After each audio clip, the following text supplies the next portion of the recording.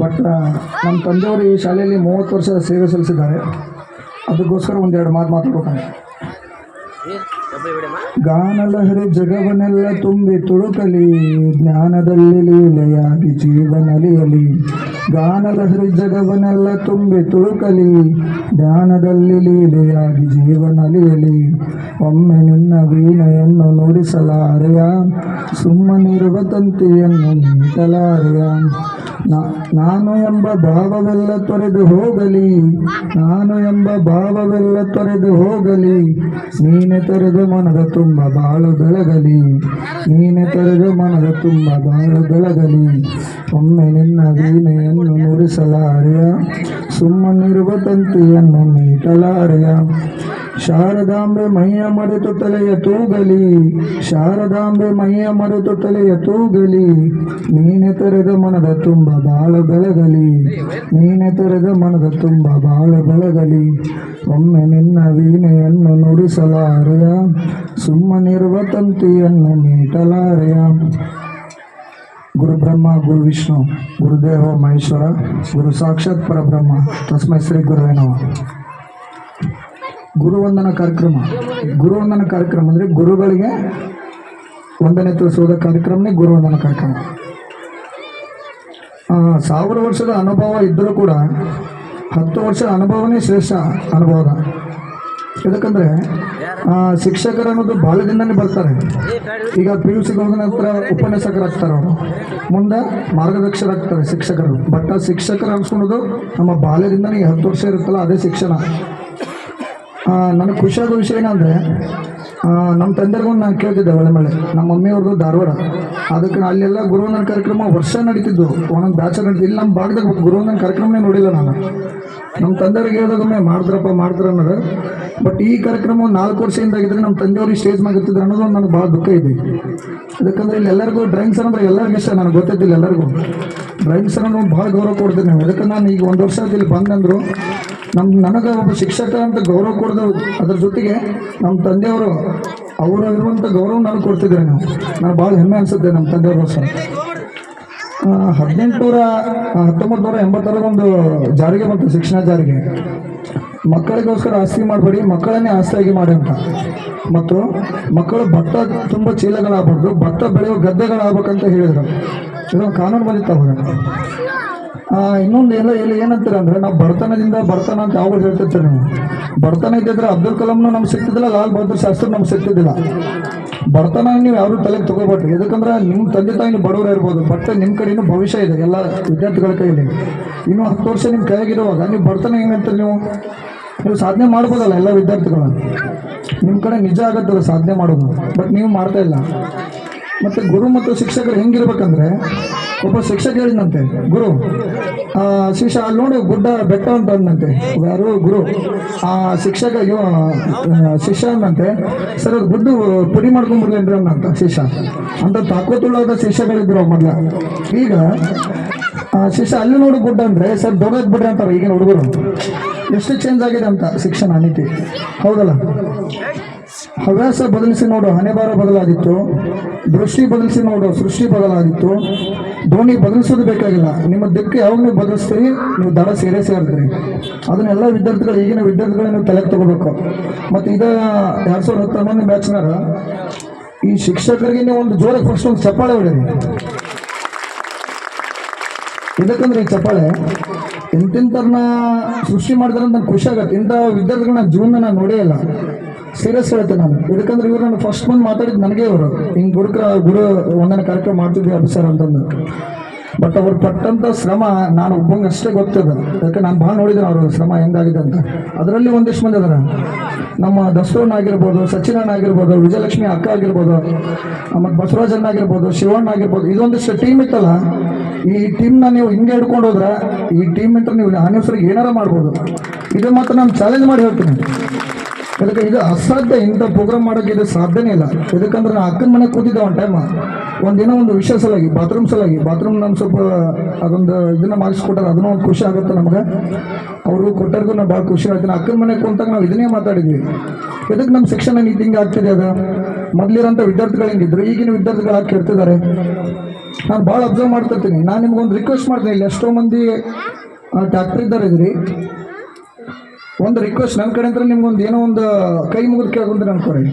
ನಮ್ಮ ಶಾಲೆ ಮತ್ತು ಜನನಿ ಶಾಲೆ ಮತ್ತು ಊರಲ್ಲಿರುವಂಥ ಪ್ರೈಮರಿ ಸ್ಕೂಲ್ ಕಡೆ ನೀವು ಜಾನಪದ ಸಾಂಗ್ ಹಾಕೊಂಡು ಪ್ಲೀಸ್ ಬರೋಕ್ಕೆ ಹೋಗ್ಬೇಡ್ರಿ. ಸ್ಕೂಲ್ ಬಂದಾಗ ಸ್ವಲ್ಪ ಸೌಂಡರ್ ಕಡಿಮೆ ಇರಲ್ಲ ಅಷ್ಟು. ಎದಕ್ಕಂದ್ರೆ ಕಲಿಯಂಥ ವಿದ್ಯಾರ್ಥಿಗಳಿಗೂ ಮೈಂಡ್ಸೆಟ್ ಅಲ್ಲಿ ಹೋಗ್ಬಿಡುತ್ತೆ. ಈಗ ಯಾರು ಈಗ ಅವಾಗ ಹೆಂಗಿದ್ದ ಸಾಂಗು, ದುಡ್ಡು ಕೊಟ್ಟರೆ ಬೇಗ ಸಿಗುತ್ತದೆ ಅಂತ ಸಾಂಗ್ ಇದ್ದಿದ್ದು, ಈಗ ಕೆಟ್ಟ ಸಾಂಗ್ ಬರ್ತಿದ್ದಾವೆ. ಅವನ್ನ ನೀವು ಗುಡ್ಗೋಗ್ಸ್ಕೊಂಡು ಕೂತ್ರೆ ಟೀಚರ್ಸ್ಗೂ ಹೇಳೋಕ್ಕಾಗಲ್ಲ, ಪಾಠ ಯಾರಿಗೂ ಆಗಲ್ಲ. ಪ್ಲೀಸ್ ಕೈ ಮುಗಿದೈತೀನಿ, ಯಾರ್ಯಾರು ಟ್ಯಾಕ್ಟರ್ ಅದಾವೆ, ಸ್ಕೂಲ್ ಎಲ್ಲೆಲ್ಲಿ ಬರ್ತಾವೆ ಸ್ವಲ್ಪ ಸೌಂಡ್ ಕಡಿಮೆ ಮಾಡಿರಿ. ನಿಮ್ಗೇನು ಬಂದ್ ಮಾಡಿರಿ ಮತ್ತೆ ಕನೆಕ್ಷನ್ ಲೇಟ್ ಆಗುತ್ತೆ, ಅದಕ್ಕೆ ಸ್ವಲ್ಪ ಕಡಿಮೆ ಮಾಡಿರಿ. ಇದೊಂದು ನಿಮ್ಗೊಂದು ರಿಕ್ವೆಸ್ಟ್ ನಾನು ಹೇಳೋದು. ಮತ್ತು ಇನ್ನೊಂದು ಬಡತನ ಅಂತ ಇಲ್ಲ. ಒಬ್ಬರು ಭೀಮಳ ಘಾಟ್ ಅಂತ ಒಂದು ಘಾಟ್ ಇತ್ತು, ಅದ್ರಾಗ ಒಬ್ಬ ಬೌದ್ಧರ ಅಂತ ಒಬ್ಬ ಮಗ. ಇದು ನಿಮ್ಮ ಕತೆ ಗೊತ್ತಿರ್ಬೋದು ಅನ್ಕೊಂತೀನಿ. ಒಂದು ದಿವಸ ಅಂತ ಭಾಳ ಕಡೆ ಬಡಿತಾನೆ. ಅವ್ರದ್ದು ತಂದೆಯವರು ಇದ್ದಿಲ್ಲ, ಅವಂಗ 5ನೇ ವರ್ಷ ವಿದ್ಯಾರ್ಥಿ ಅವ್ನು ಬೌದ್ಧರು ಅಂತ. ಒಂದು ದಿವಸ ಏನಾಯ್ತು, ಅಮ್ಮ ಅವ್ನಿಗೆ ಹೊಟ್ಟೆ ಸತಿ ಊಟ ಕೊಡುವಂತ ವಿದ್ಯಾರ್ಥಿ ಅಂದ. ಯಾರು? ಬೌದ್ಧರು ಅಂತ ಅವ್ರ ತಾಯಿಗೆ. 5ನೇ ತರಗತಿ ಅವ. ಅವಾಗ ಹೆಂಗಿತ್ತಂದ್ರೆ ಪೂರ ಕಡೆ ಬಡಿತಾನೆ. ಅವ್ರದ್ದು ಒಂದು ಅಕ್ಕಿ ಕಾಳು ಇದ್ದಿಲ್ಲ ಮನೆ ಒಳಗೆ. ಅದಕ್ಕೇನು ಮಾಡಿಲ್ಲ, ಅವ್ರಮ್ಮ ಆ ಕಡೆ ಮನೆಗೆ ಹೋಗಿ ಸ್ವಲ್ಪ ಹಿಟ್ಟು ತೊಗೊಂಬಂದ. ಹಿಟ್ಟು ತೊಗೊಂಬಂದು ಏನು ಮಾಡಿಲ್ಲ, ಮುದ್ದೆ ಮಾಡಿ ಸ್ವಲ್ಪ ಗಂಜಿ ಮಾಡಿ ಮಗ ಕೊಟ್ಟ. ಆ ಮಗ ಕುಡಿ ಮುಂದೆ ಏನಂದ, ಅಮ್ಮ ಏನಮ್ಮ ಉಪ್ಪು ಹಾಕಿಲ್ಲ ಇದ್ರೊಳಗ ಅಂದ ಮಗ. ಕಡ ಬಡಿತಾನೆ ಅವ್ರದ್ದು ಉಪ್ಪಿಗೆ. ಅವಾಗ ಒಂದು ದೊಡ್ಡ ಇತಿಹಾಸ ಆಗಿದೆ, ಉಪ್ಪಿಗೆ ಟ್ಯಾಕ್ಸ್ ಹಾಕ್ಬಿಟ್ಟಿದ್ರು ಅವಾಗ. ಆ ಟ್ಯಾಕ್ಸಿಂದ ಹೇಳ್ಕೊಂಡು ದೊಡ್ಡ ಕತೆ ಇತ್ತು ಅದು. ಅಮ್ಮ ಏನು ಮಾಡಲಿಲ್ಲ, ಇಲ್ಲಪ್ಪ ಉಪ್ಪಿಗೆ ರೊಕ್ಕ ಹಾಕ್ಬಿಟ್ಟಾರ, ಉಪ್ಪಿಲ್ಲ ಅಷ್ಟೇ ಹೊಂಡು ಮಕ್ಕಪ್ಪ ಅಂತಂದು. ಮತ್ತೆ ಬೆಳಗ್ಗೆ ಆಯಿತು, ಮತ್ತೆ ತಾಯಿ ಅದನ್ನೇ ಮಾಡಿದ್ಲು, ಮರುದಿವ್ಸ ಅದನ್ನೇ ಮಾಡಿಲ್ಲ ತಾಯಿ ಅದಕ್ಕೆ. ಒಂದು ದಿವಸ ಏನಾಯ್ತು, ಮಕ್ಕಳ ಟೈಮ್ನ ನಾವು ಸಣ್ಣರಿದ್ದಾಗ ಮಮ್ಮಿ ಹೊಟ್ಟಿ ಮ್ಯಾಗ ಹಿಂಗೆ ಕೈ ಹಾಕ್ತೀವಿ, ಹೊಟ್ಟಿ ಮ್ಯಾಗ ಕೈ ಹಾಕಿ ಮಕ್ಕಳದೊಂದು ರೂಢ. ಈಗ ನಾವು ವಿದ್ಯಾರ್ಥಿಗಳಲ್ಲಿ ನಾವು ಮೊದಲಿನ ಸಣ್ಣರಿದ್ದಾಗ ಅಲ್ಲಿ ಅವಾಗ ವಿದ್ಯಾರ್ಥಿಗೆ ಅವು ಏನಿಸ್ತು, ಬೌದ್ಧರಿಗೆ ಯಾಕಮ್ಮ ಹೊಟ್ಟಿ ತಂಪಿಗೆ ಆಯ್ತಲ್ಲ ಅಂತ ಹಿಂಗೆ ಅದನ್ನು ಸೀಡಿ ತಗೊಂಡು ನೋಡಿದ್ರೆ ಹೊಟ್ಟಿ ಮ್ಯಾಗ ತಣ್ಣೀರು ಬಟ್ಟೆ ಹಾಕೊಂಡಿಲ್ಲ ತಾಯಿ. ಇದಕ್ಕಂದ್ರೆ ಇದ್ದಿದ್ದೆಲ್ಲನೂ ಮಗನಿಗೆ ಹಾಕ್ಬಿಟ್ಟಾರ. ಮಗ ಕೇಳಿದ, ಯಾಕಮ್ಮ ನೀ ಯಾಕೆ ಹಿಂಗೆ ತಣ್ಣೀರು ಬಟ್ಟೆ ಹಾಕೊಂಡು? ಇಲ್ಲಪ್ಪ ಸ್ವಲ್ಪ ಹಿಟ್ಟಿತ್ತು ನಿನಗೆ ಹಾಕಿ ನಾವು ಉಣಿಸ್ಬಿಟ್ಟೆ, ನನಗೇನಿಲ್ಲನಪ್ಪ ಅಂತ. ಈ ಥರ ಕಡೆ ಬಿಡ್ತಾನೆ ಆ ಬೌದ್ಧರು. ಅದು ಒಂದು ದಿವಸ ಏನಾಯ್ತು, ಸ್ಕೂಲಿಗೆ ಹೋದಾಗ ಪಿಕ್ನಿಕ್ ಹೋಗ್ಬೇಕು, 4ನೇ ತಗೊಂಬ ಅಂತ ಹೇಳಿದಂತ ಮಾಸ್ತರ್ ತಗೊಂಬ ಅಂತ ಹೇಳಿದಾಗ ಆ ಮಗ ಏನು ಮಾಡಿದ, ಫುಲ್ ಕಡೆ ಬಿಡಿತು. ನಮ್ಮ ಕಡೆ ರೊಕ್ಕನೇ ಇಲ್ಲ. ದಿವಸ ಬಂತು, ಎಲ್ಲರೂ ಹೋದ್ರು ಭೀಮ್ದಾಗ ಘಾಟ್ ಕಡೆ ಹೋದ್ರು. ಘಾಟ್ ಕಡೆ ಹೋದಾಗ ಏನಾಯ್ತು, ಎಲ್ಲರನ್ನೂ ಬೋಟ್ ಹೇಳಿ ಕುಲ್ಲಿಸ್ಬಿಟ್ಟ ಮಾಸ್ತರ್. ರೊಕ್ಕ ತೆಗಿರಿ ಅಂತ ಮಾಸ್ತರ್ ಅಂದ. ಎಲ್ಲರೂ ತೆಗೆದು ಕೊಟ್ರು. ಮತ್ತು ಬೌದ್ಧರ ಕಡೆ ರೊಕ್ಕನೇ ಇಲ್ಲಲ್ಲ. ಅವ ಏನು ಪ್ಲಾನ್ ಮಾಡಿದ, ಕಿಶದ ಕೈ ಹಾಕಿ ಕಿಶೆ ಹರಿದಿತ್ತದ. ಸರ್ ರೊಕ್ಕ ತಂದಿದ್ದೆ ಸರ್, ರೊಕ್ಕನ ಕಳ್ಕೊಂಡ್ಬಿಟ್ಟೇನಿ ಸರ್ ಅಂದ ಬೌದ್ಧರು. ಬಟ್ ಶಿಕ್ಷಕ ಗೊತ್ತಿತ್ತಲ್ಲ, ನೀವು ಕುಬೂರ ಕಡಿದು ಬಂದಿದ್ದಿ ಮಗ, ನನಗೆ ಸುಳ್ಳು ಹೇಳ್ತಾನೆ ಅಂತ ಏನು ಮಾಡಿದ, ಬೋಟಿಂದ ಇಳಿಸ್ಬಿಟ್ಟ ಶಿಕ್ಷಕ.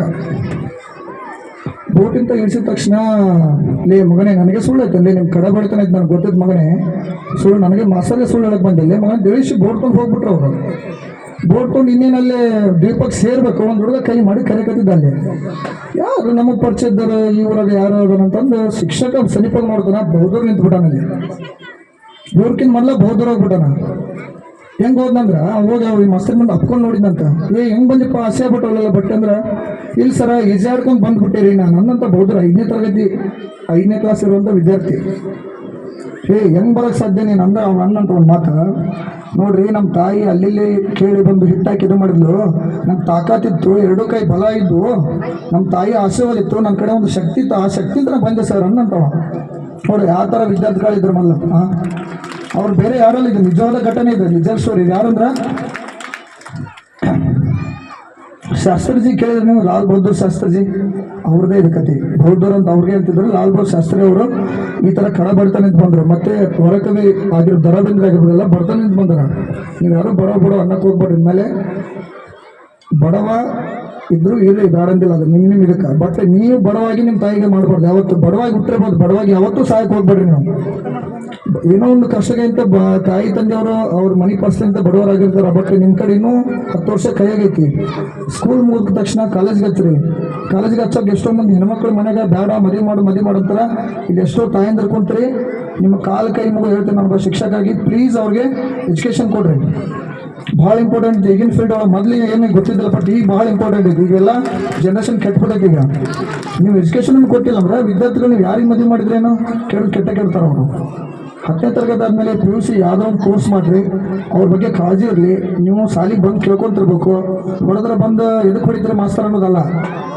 ಮಾಸ್ತರ್ಗೆ ಸುಮ್ ಹೊಡಿಯೋಕೇನು ಇದಿರಲ್ಲ, ಹೌದಿಲ್ಲ? ಮಾಸ್ತರ್ ಹೊಡಿತಾನಂದ್ರೆ ಅದಕ್ಕೊಂದು ಏನೋ ಒಂದು ಪಾಯಿಂಟ್ ಇದ್ದೇ ಇರುತ್ತೆ. ಸುಮ್ ಯಾವ ಮಾಸ್ತರ್ನೂ ಹೊಡ್ಯಕ್ಕೆ ಹೋಗಲ್ಲ. ನೀವು ಪ್ಲೀಸ್ ಸ್ವಲ್ಪ ಮಕ್ಕಳ ಕಾಳಜಿ ಇರಲಿ. ಇನ್ನೊಂದು, ನಿಮ್ಮ ಹೊಲ್ದಾಗ ಕೆಲಸ ಇದ್ದರೆ ನೀವು ಮಕ್ಕಳನ್ನ ಕರ್ಕೊಂಡು ಹೋಗ್ಬಿಡ್ತಾರೆ ನೀವು ಕೆಲಸ ಮಾಡ್ಸೋಕೆ, ಇನ್ನೊಬ್ಬರು ಕೊಡೋದಾಗತ್ತಂತ. ಮತ್ತೆ ಹೆಂಗೆ ವಿದ್ಯೆ ಕಲಿಸ್ತಾರೆ ನೀವು? ಲಾಸ್ಟ್ ಮೂಮೆಂಟಿಗೆ ಬಂದೈತ್ರಿ, ಏನು ಕೆಲಸ ಬಿಡೋ ಮಾಸ್ತರ, ಪರ್ಸೆಂಟೇಜ್ ಬಂದಿಲ್ಲ, ಸಾಲಿದ ಬಿಲೋ 50 ಐತೆ ಅಂತೀರಿ. ಅವಾಗ ಏನು ಮಾಡೋಕ್ಕೆ ಸಾಧ್ಯ? 70 ಮಂದಿ ಒಳಗೆ 50 ಮಂದಿ ಓದಲ್ಲ ಅಂದ್ರೆ ನಾವು ಏನು ಮಾಡೋಕ್ಕೆ ಸಾಧ್ಯ ಹೇಳ್ರಿ? ನೀವೇ ಮಾಡ್ತಿದ್ರೆ ಅದನ್ನೆಲ್ಲ. ನಮ್ಮ ಕಡೆ ಅಂದ್ರೆ ಅದೇ ಶಿಕ್ಷಕರದಾರ, ಇನ್ನೂ ಯಾರು ಚೇಂಜ್ ಆಗಿದ್ದಾರೆ? ಇನ್ನೂ ಅವರೇ ಹೇಳ್ತಿದ್ದಾರೆ. ಅದೇ ಮಾರ್ಗದರ್ಶನ ನೀವು ತೊಗೋಬೇಕಾಗುತ್ತೆ ಅಷ್ಟೇ. ಹಾಂ, ಇಷ್ಟೆಲ್ಲ ನಾನು 2 ಮಾತು ಮುಗಿಸ್ತೀನಿ.